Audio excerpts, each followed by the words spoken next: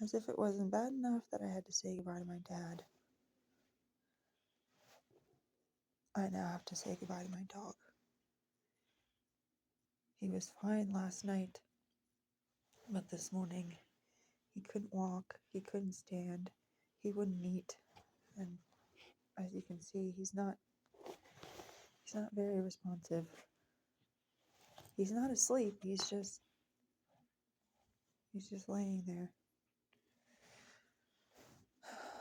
The vet said that he's acting like he's in a lot of pain, and all of his lymph nodes are swollen. The cancer has probably spread through his body.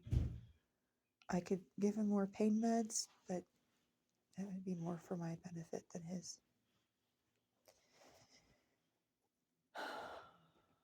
It's just like my dad. I didn't know he was as sick as he is, and sudden decline. And so now